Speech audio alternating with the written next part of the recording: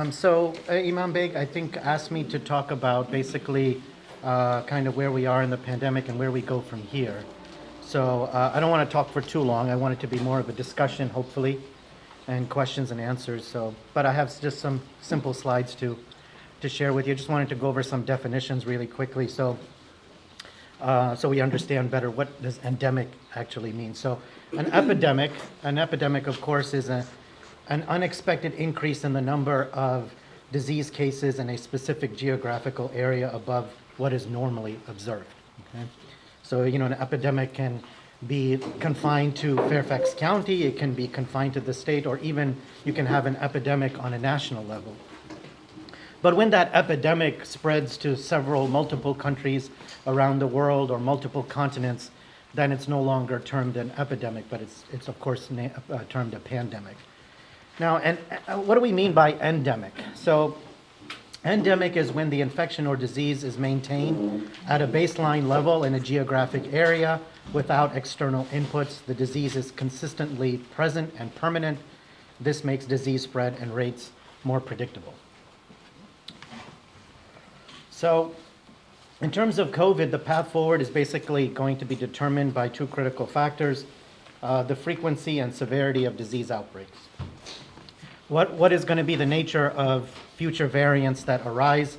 What is the level of population or herd immunity that exists? These are the things that are obviously going to determine the path forward.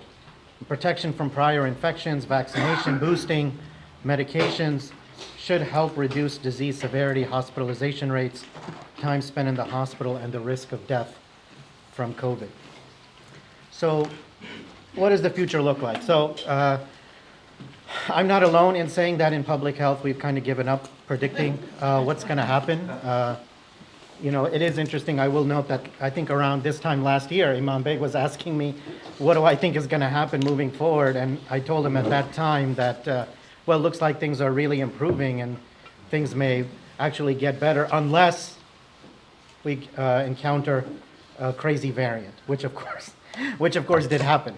We ended up with the Delta variant, we got the Omicron variant, and so I'm pretty much saying the same thing now.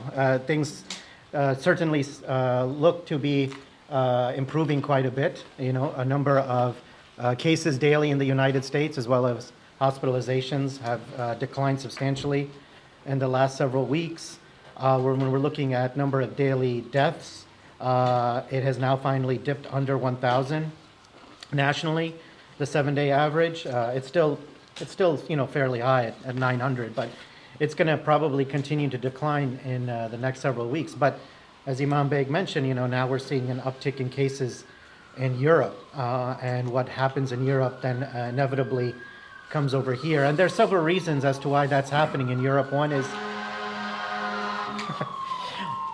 of course, that restrictions are being relaxed and loosened. And so that inevitably is going to result in an uptick in cases. Another thing to keep in mind is the new Omicron subvariant, which is about 50% more contagious than the original Omicron variant, which by itself was already one of the most contagious respiratory viruses that we've known of. Now it's approaching measles territory, which is the most contagious virus that we know of, airborne virus that we know of.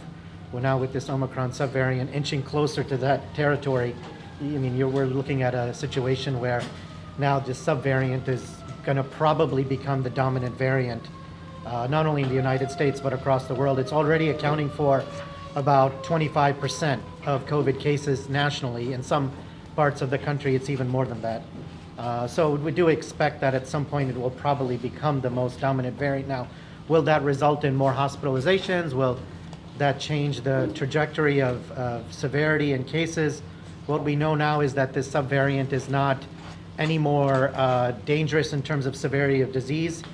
It is also not more likely to escape immunity from vaccination more than the Omicron variant. But I will say that with the Omicron variant, it was already escaping immunity from vaccination much more so compared to other variants. But this particular subvariant is basically not any more dangerous and is not escaping immunity to that much of a great degree compared to the Omicron variant. But as we saw with the Omicron surge, there was an uptick in hospitalizations, and that's just primarily because of just the fact that it's so contagious. It's getting to so many people. Inevitably, some of those people will end up being hospitalized and die. Is it going to happen here? What's happening in Europe, is it going to come over here? I think some of the leading public health experts in this country have already expressed that it's probably likely that we will see an increased number of cases. That doesn't necessarily mean that there will be an increased number of hospitalizations or deaths. Again, we just don't know for sure, so I want to be very careful with my words, but it's probably somewhat likely that we will see some type of increased number of cases. Whether that's a full-blown surge or something else remains to be seen. But moving forward, there's several possible scenarios. You could have a situation where the COVID virus indeed becomes something endemic or endemic-like, something like we see with flu, that it's associated with seasonality, where you have an increased number of cases in the fall and winter. You could have a situation where people are required to, get vaccines every year, or encouraged to do so every year, and that is something that actually the FDA and CDC will be looking at in the next few weeks when they meet to talk about another potential fourth dose and what the future looks like. So we'll learn more then. Of course, you could have another situation different from seasonality, where you just keep seeing variants pop up every so often that escape immunity, kind of like with Omicron, could be causing more severe disease, or maybe not. Viruses they're not living things, right? They're not consciously doing this. A virus basically is just a piece of genetic material wrapped up in a protein coat. And all a virus is naturally doing is trying to just make more copies of itself. So viruses which kill off people very quickly are not going to spread very quickly. But that's the thing with this coronavirus that is sinister about it, is that it has this ability to be extremely infectious and contagious, and therefore has this ability to make copies of itself so readily. And it will continue to do so. And there may be mutations like we saw with Delta, like we saw with Omicron, especially with Omicron much more so, where there's so many changes to the viral structure that it enhances the virus's ability to be more infectious and make more copies of itself. And that is something that can happen again. I don't think anyone is saying that is ruling out that possibility. It can certainly happen again. You can also have a situation where even if that happens, maybe the virus doesn't change significantly enough to evade immunity from what we already have, either through recovering from COVID or getting vaccinated and boosted. Again, these are questions that no one can really tell you what's going to happen. If anyone does say that, they're just not really being completely truthful. We just kind of have to see. I'm just kind of laying out what could be the possible scenarios. Another scenario is that the virus could change in the way it affects our bodies. Right now, it's an airborne respiratory virus that is infecting our nasal pathways and our nose and throat and getting into our lungs, and in some cases get very deep into our lungs. But we also know that it's affecting many other parts of the body, and we're still determining whether that's the fact that the virus is directly infecting other organ systems like the brain, the kidney, gastrointestinal organs, and so forth. Or is that simply a response of the immune system trying to fight off the virus and is overreacting to its defense and therefore affecting other organ systems in the body? That is another question that still has not been answered very clearly. But the reason I mention it here is you could have a situation where the virus actually gains an enhanced ability to infect other parts of our body. Again, I'm not trying to be doomsday here, but I mean that's certainly another possibility. You're just being a doctor. Yeah. So and then I have here recombination. What is that? So we have in nature, like with the flu viruses, sometimes some flu viruses, they meet up with another flu virus and a different family of flu viruses, and they recombine, they swap their genetic material, resulting in a brand new flu virus that wreaks havoc on the human population. It's possible that this particular coronavirus encounters other coronaviruses but it has infected the whole world. You're talking about millions and billions of people. It's possible that it encounters other coronaviruses inside the same body and recombines with another coronavirus to create a whole new virus. So that is also certainly another possibility. That could be something that might be even worse. And then there's something here I call antibody-dependent enhancement. That's kind of what I wanted to talk about here and other issues. So you can see here that this is a diagram of the coronavirus. You see the spike proteins. You've probably seen this so many times by now. We know that these protein spikes from the coronavirus attach to ACE2 receptors on our cells, allowing the virus to infect cells in our body like lung tissue and other organs in our body as well. What happens is our bodies produce antibodies, whether we get infected or we get vaccinated, and our bodies produce antibodies. You probably heard this term, neutralizing antibodies. So these neutralizing antibodies, what they do is, as you see in this diagram, they attach to the protein spikes from the coronavirus. And when they do that, it blocks the virus's ability to attach to the corresponding receptor on our cells. And then white cells come along and they engulf this antibody-coated virus and get rid of that. So that's why you've heard so much about antibodies, because the Pfizer and Moderna vaccines, when you get vaccinated with those vaccines, these neutralizing antibody levels go way up. But we know that after some time, like as soon as like a few months later, those neutralizing antibody levels start to go down. And so when that happens, your susceptibility to getting infected goes up. And the more time that goes on, the more likely or more susceptible you are to getting infected, hence getting boosted. Because when you get boosted, it once again, your neutralizing antibody levels go up. But even when you get boosted, after a few months, it goes down. And so there's going to be this discussion, do we need to keep getting boosted every year or not? And because there are going to be some people, some experts who say, well, the downside of getting boosted over and over again, what is that doing to our bodies? What is that taxing our immune system in negative ways? So there's that discussion that's going to take place. But then there's also going to be this discussion about antibody levels are only one way in which our body responds to viruses. There's another part of the immune system as well called T cells. Maybe you've heard about them. These T cells, they're part of the immune system, and they're more responsible for the longer term response. So they're not as dependent on fluctuating antibody levels. These antibodies will do a good job of preventing you from getting infected. But let's say you get infected, then what happens? That's when the other parts of the immune system kick in, like T cells. There are different types of T cells, helper T cells, killer T cells. But for instance, killer T cells, what they do is when one of our cells in our body gets infected with a virus like COVID, it will send out a signal to other parts of the immune system. A killer T cell will come along and kill that cell that's been infected in your body. And that's why when somebody gets infected, they may not succumb to severe disease or death because of the T cell response.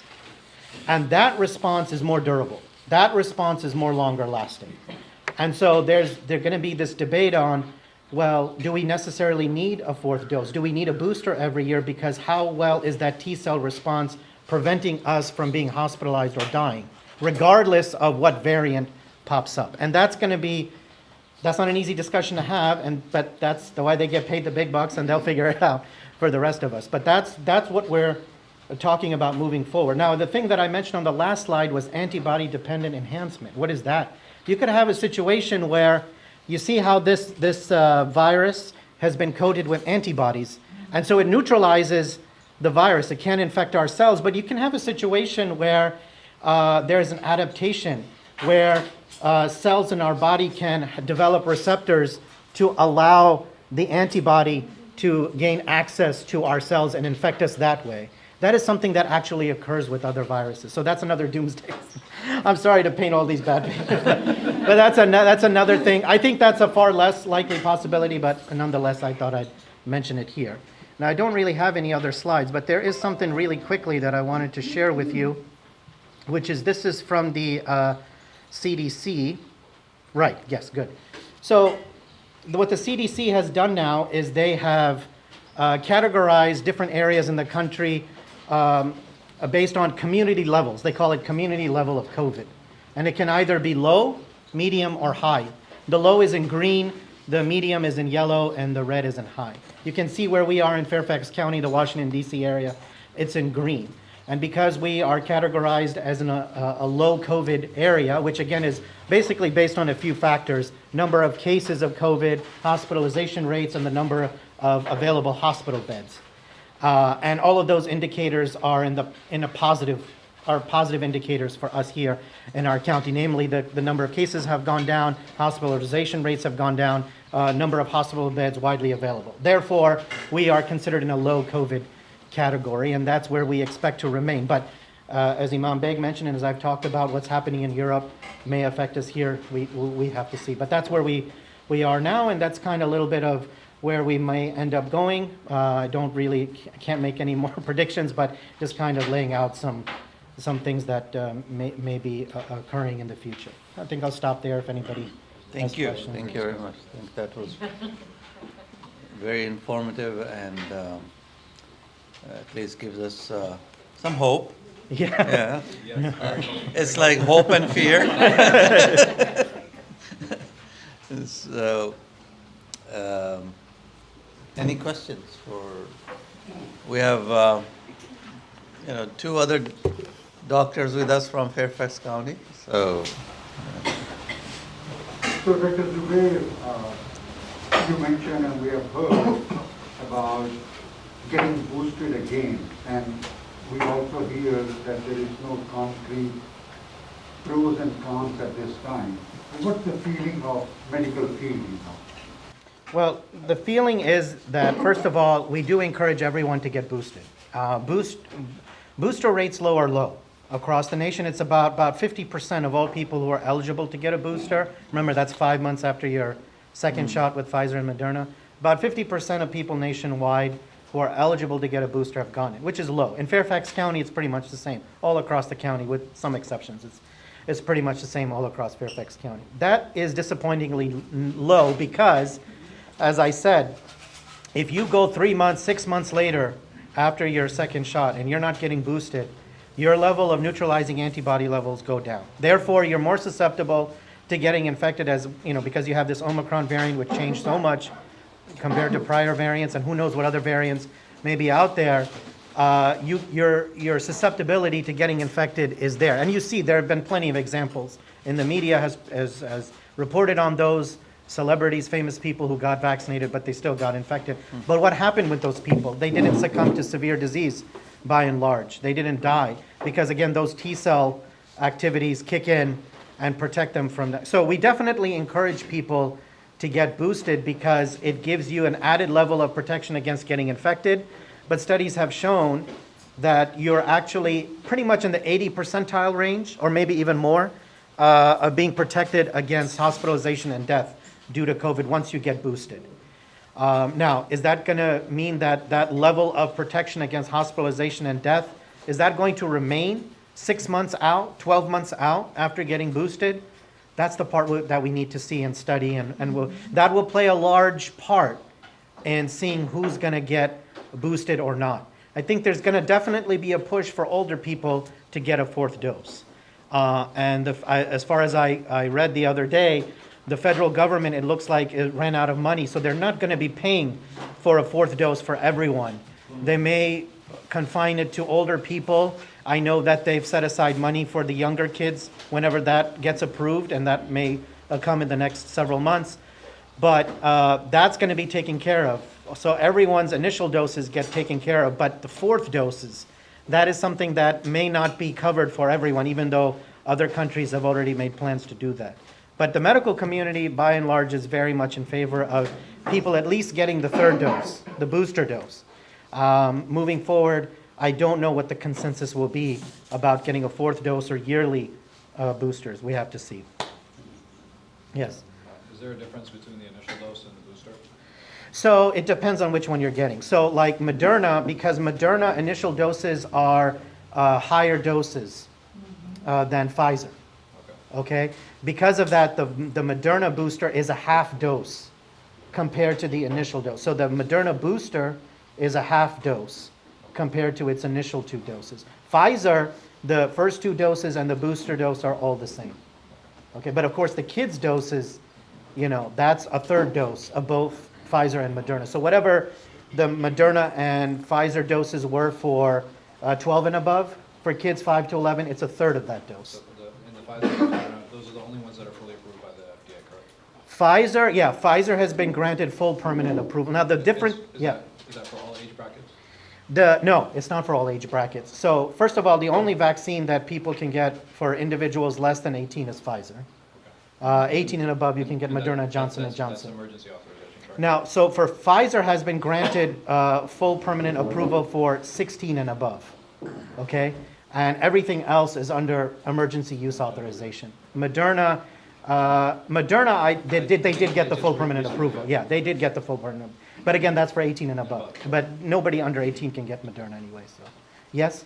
So you got Moderna the first shot, and I know recently that you were able to get the booster shot for Pfizer as well.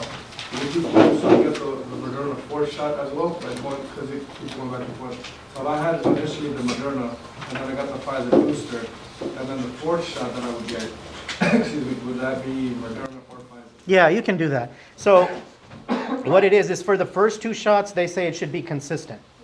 So if you get Pfizer for the first one, you should get Pfizer for the second. When you get a booster, you can get boosted with whatever. Okay, Johnson & Johnson, for those people who got that, that's a one dose vaccine. Then 2 months later, you can get a booster with Johnson & Johnson or Pfizer or Moderna. Now, studies have shown that people who mix and match for boosters, they get a greater antibody response. They get a better overall protection.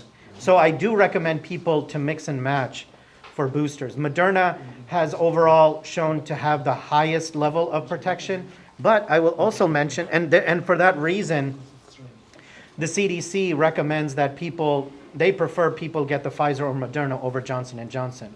One, because of the adverse reactions associated with the Johnson & Johnson vaccine, the blood clots.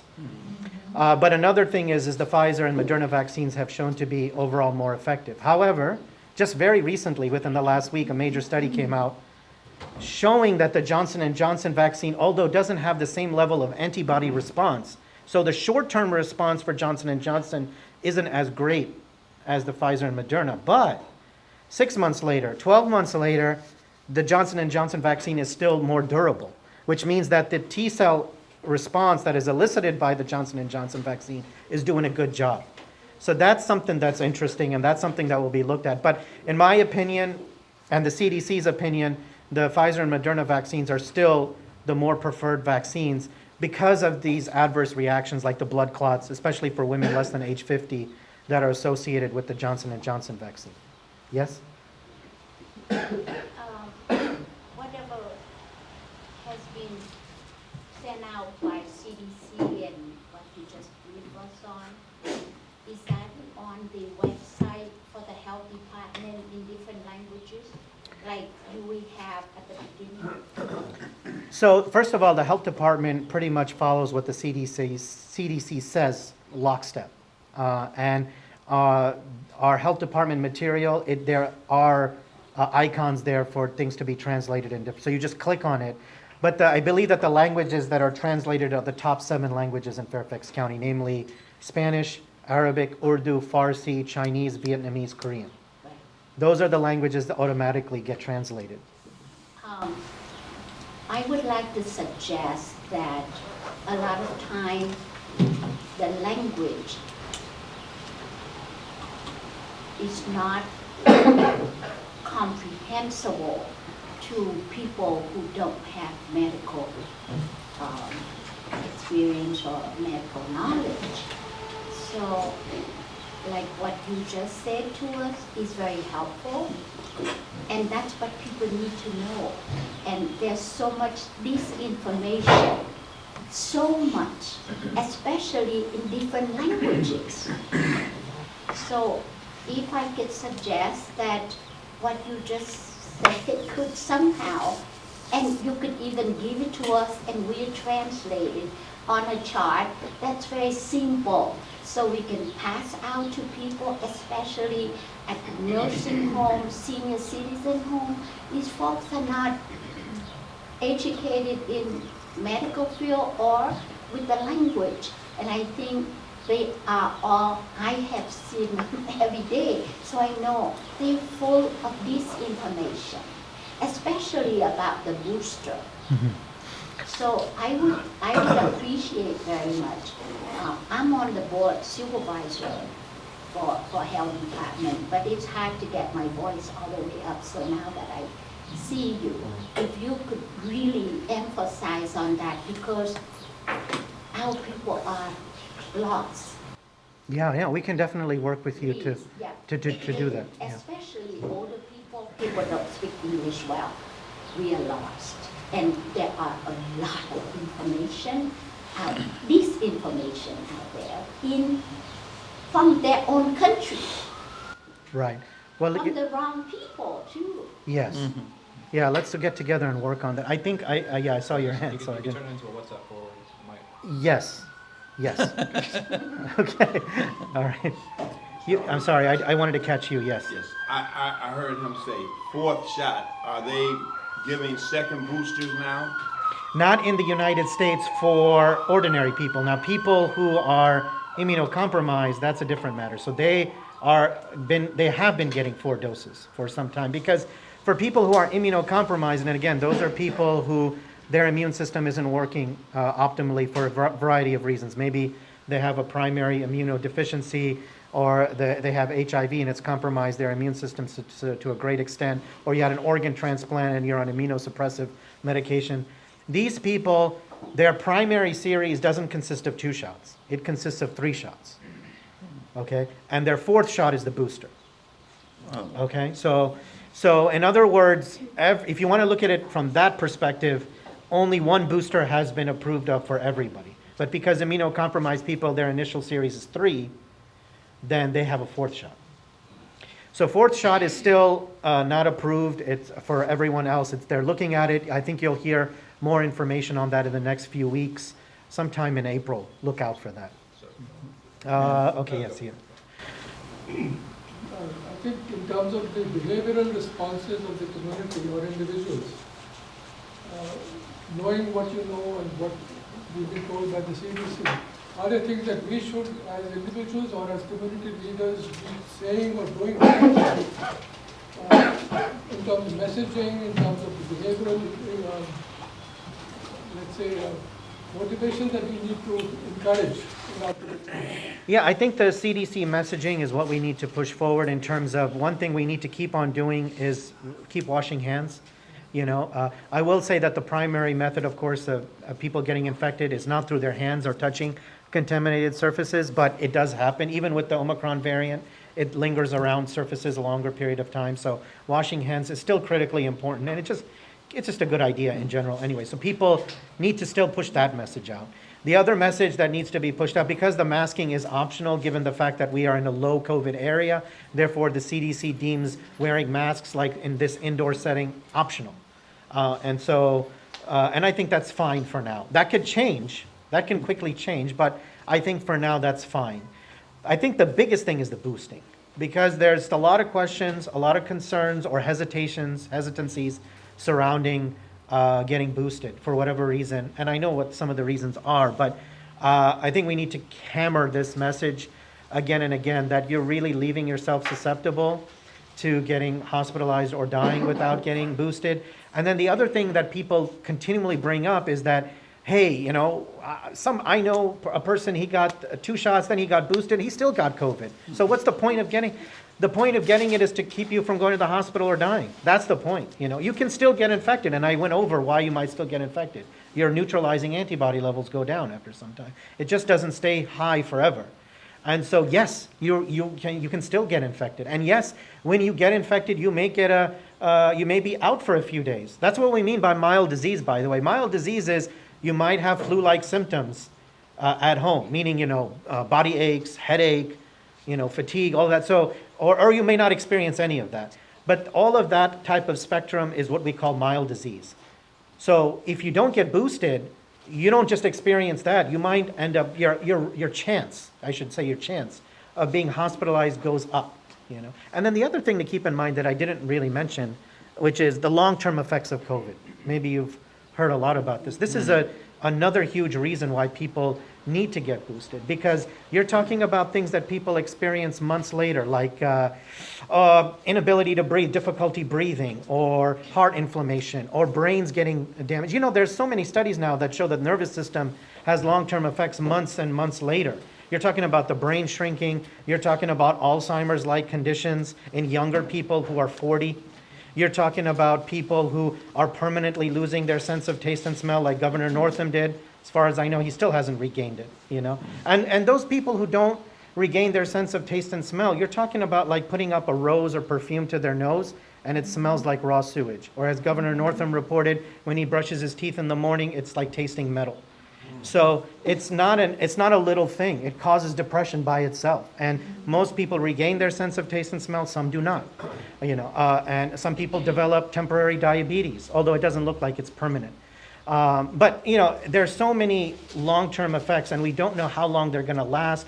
But it knocks out people out of commission, takes away from their daily routine working, their employment gets impacted.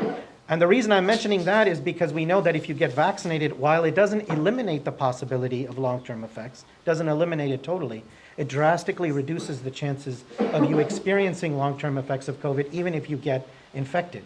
So if you don't get vaccinated and if you don't get boosted, the chances of you experiencing these long-term effects go up. Is there any, before you move past me, is there any indication, we have a lot of people in our community that travel back and forth home overseas, which myself being one going overseas, not vaccinated and boosted.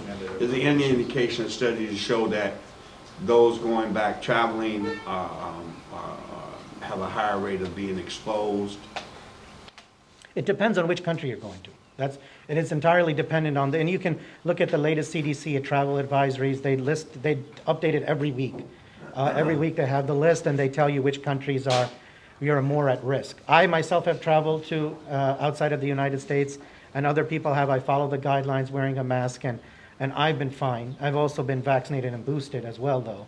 So that's pretty much what I would say about that. If you're going to a country where the CDC has deemed it a high risk level, then obviously you're leaving yourself more prone to exposure. But I would also say that if you're boosted, vaccinated and boosted, you're wearing a mask, you're washing your hands frequently, you should be okay traveling. Yeah.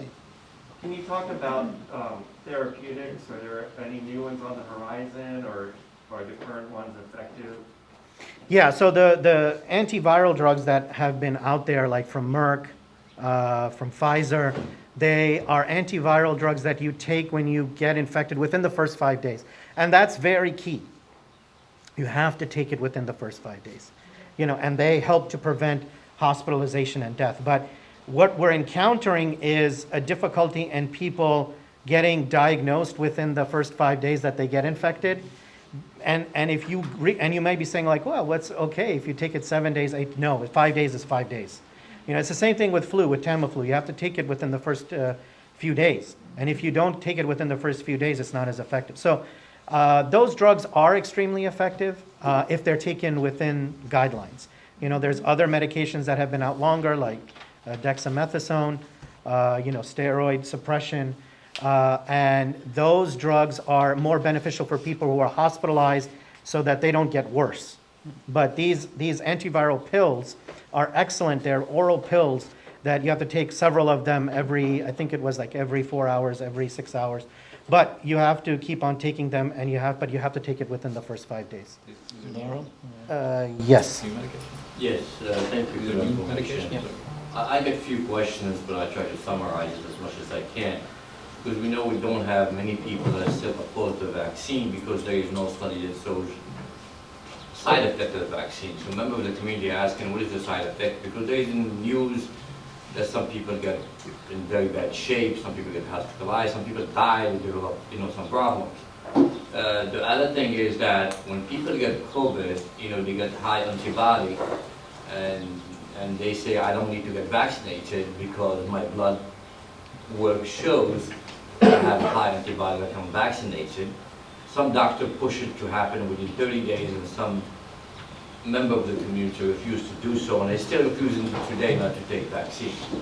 The booster, even it was in the media, and it says that it only lasts about 30%, it's only 30% effective, and lasts only for a short time. I get vaccinated because I had COVID before that. And when you're talking about long effect, I'm still suffering from brain fog, pain in my knees. When I go up the stairs, I can't breathe. I didn't get COVID in my chest, my wife did. I had a lot of fatigue, a lot of pain in my kidneys, in my knees, in my shoulder, headache. It lasted 6 weeks. My doctor was pretty good in going back and forth, and taking some medicine and steroids, to help them. We're grateful to Allah, to God, for keeping us around.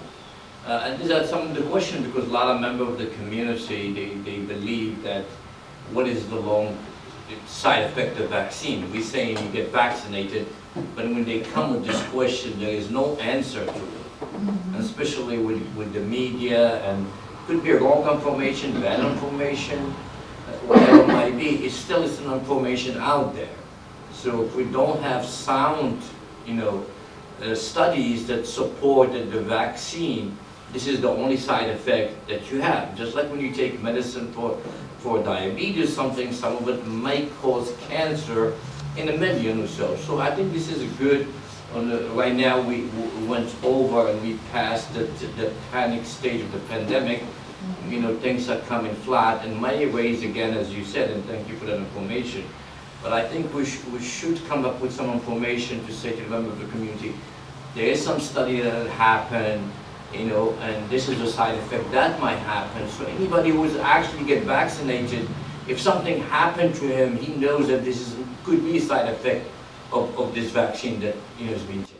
Okay, well, we have gotten information out about all of that, but I think let's do a better job of getting that information to you and to your community. You mentioned a lot. Let me try to address everything. One is, first of all, there are side effects and then there are adverse reactions. Side effects of COVID vaccines are what? They are a reaction of the immune system responding to the vaccine. And that because everybody is different, there is some degree of variety of how that response manifests itself. We're talking about side effects, thinking about headache, body aches, fatigue, chills. These are things that last for about 24 to 36 hours, and then they disappear, just like that. Those are harmless and they're very minor, and it's nothing to worry about. It's just an indication that the immune system is responding to the vaccine. Adverse reactions are something else. Now, adverse reactions with the Pfizer and Moderna vaccine, it's basically one thing, which is heart inflammation. Heart inflammation can occur particularly in young males. You're talking about up to the age of 39, really.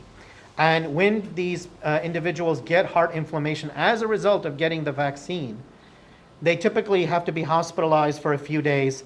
And they have minimal treatment. They recover without any problem. Life goes on. Even though it sounds something that's serious, because it's heart inflammation, people get scared. I can understand. But the ultimate result is nothing happens to you. Okay? And that risk is in males, as I said, young males 12 to 39, and not in everybody. And the other thing to keep in mind with these adverse reactions, that's an adverse reaction. Other vaccines that we get have adverse reactions, like the measles, mumps, rubella vaccine.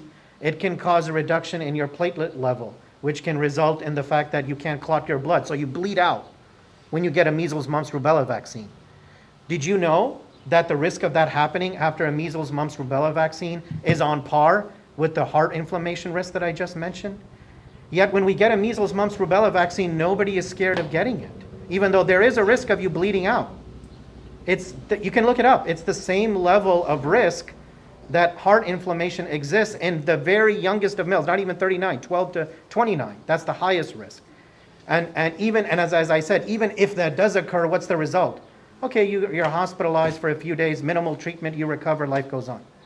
Now, the Johnson & Johnson adverse reactions, I think, are a little bit more concerning, and that can occur in females less than the age of 50. They can get blood clots as a result of getting the vaccine. But even in that situation, again, what is the risk of that? It's very much on par with other vaccines that we get, like measles, mumps, rubella, even the diphtheria, tetanus, and pertussis vaccine, even other types of vaccines that we get for childhood immunizations for school and so forth.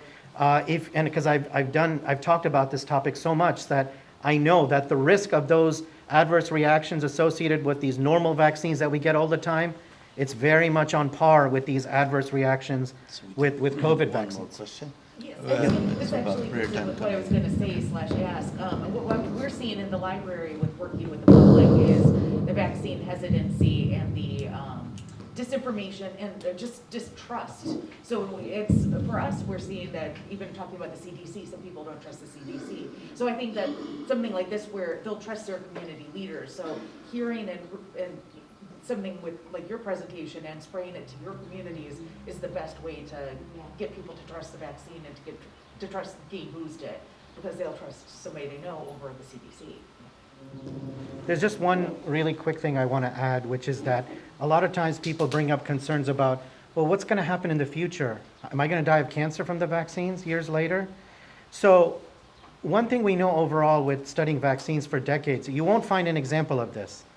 If you go get a vaccine and within the first 2 months, you don't experience any major problems, it's highly unlikely after that you're going to see major problems. We don't have an example of that, where we came up with a vaccine and it was found to be safe and effective within the first couple of months, and then guess what? Years later, oh my God, people are growing 5 limbs, and no, that doesn't happen. That just doesn't happen. So even when they require, even when they approve vaccines for emergency use authorization, they require 2 months of post-vaccination data. And for full permanent approval, they require 6 months of post-vaccination data. So if you go 6 months, I would say, and you're giving it to millions and millions of people, and you don't see any further adverse reactions or other things, you're not going to see it years later, inshallah. God knows. But it's probably highly, highly unlikely that that's going to happen. We just don't have examples of that. So that's another thing that I remind people of. Thank you, and I will ask Mohammed to I just had final comments. And So I don't know if your department or the CDC has done this, but basically just making a very simple chart. Like I can go through, like I know how to navigate the CDC website, and I can go through, I can break down by age groups, I can break down by gender, I can break down by immunocompromised, non-immunocompromised, and see the percentages of mortality and morbidity. I don't see that in very plain language anywhere. This needs to be very clear. Yeah. Like, for somebody who has never taken a vaccine, what is the mortality and morbidity? Because the problem is there's a huge focus on the transmission rate, but there's no focus on these factors, which are the things that affect me personally. Okay.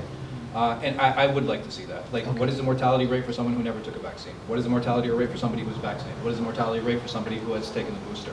What is the morbidity? Are there long-term effects to any of my lungs? Are there long-term effects to my skin, to my certain senses?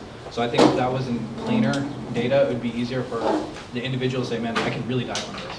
Or I could really have some long-term, lung damage from this. And that just needs to be a little bit plainer. Again, it might be there, I just haven't seen it. Yeah, no, fair. That's good. Yeah. The other thing I was going to mention is the mental health impact. So I know that the CDC, they look a lot on the physical health aspect of it.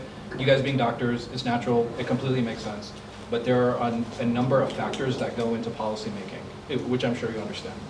One of them is the mental health issue. So especially when it comes to special needs populations and very young children, the fact that a teacher can't actually mouth out the words or the letters to a child, it has impacted their ability to speak now. You have delayed speech in many of those children. My wife works actually in behavioral health, and she's seen the impact that it's had on the special needs kids. Like these kids, they need more interaction. They need more direct dealing. And by preventing those populations from access to that, is it worth it, right? Like that, the question isn't like, yes, I understand there is a health impact to it, but is it worth it? That I think can be answered by this chart. Setting it up by age groups, setting it up by gender, setting it up by people who are immunocompromised. What does immunocompromised mean, right? I think there's a lot of disinformation around that too. Because, and there are certain terms I think that we throw around and we kind of take for granted, and that's something I wish was clarified. And as for the risk assessment, which I do really think is important, I'm glad you addressed that. As for the data that's happened in the past concerning the vaccines that are there, none of them have had a moratorium placed on them for 75 years, withholding certain information or not letting information be available. If Pfizer, the FDA, your department wants the public to trust, make the information public. You can't just put a moratorium on information saying that, we're going to hold this information for X amount of years, wait for this entire generation to die so that you can look at it then. Yeah. That's not how data works. That's not how information works. If we want the public to trust us, if we want to trust our government, if we want to trust these different organizations, you need transparency and you need consistency. moving and setting the goalposts and the markers and moving them back and forth, this is not going to help anyone. And it's going to cause distrust, and it's going to cause that, because we are creating holes for disinformation at that point. And those holes need to be removed. If I consistently create those goalposts and say, hey, this is how I define low, this is how I define, I don't want to have to go through 3 levels of website information to figure out what low transmission means. Yeah. I don't want to figure out, all right, what is this equation that they're using that makes no sense to me? Because it just looks arbitrary. And when things look arbitrary, I lose trust. Things need to be clear. We need to be transparent. We need to be consistent. And I really hope that you're able to do that. And if there's anything we can do, if you guys need to do surveys, if you need to get more information, okay, how does the community view certain terminology so that we can make that language clearer, so we can make that language plainer? These are all things I would appreciate. Yeah. Just on a personal level. I have 4 kids. It's important for me to know that information for them too. Yes. Is it important for them to get vaccinated? Sure. Is it worth it versus the side effects? Or the potential side effects? I don't know. Yeah, well, the answer is yes, but I hear what you're saying. Yeah. Those are very good points. Working with the community, I did work during the pandemic online. I put all my programs on Zoom. And the programs were 2 hours, and I spent 4 hours talking to the family. They were afraid about everything, what was happening. It was, at the beginning, remember that it was a lot of political issues that people were afraid, including me. And I have to face my 200 women that I work with, saying that nothing is going to happen, we are strong and we are together. But inside I was scared to death. I got COVID. I lost 85% of my hair. Nobody talks about that. People lose hair. So I'm getting my recovery. Can I blame it on COVID? Yes, do it. You have my permission.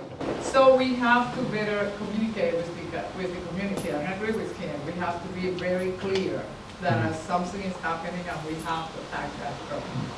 So our prayer is in about 5 minutes, the Congregational Prayer. And if you'd like to stay, you're welcome to stay.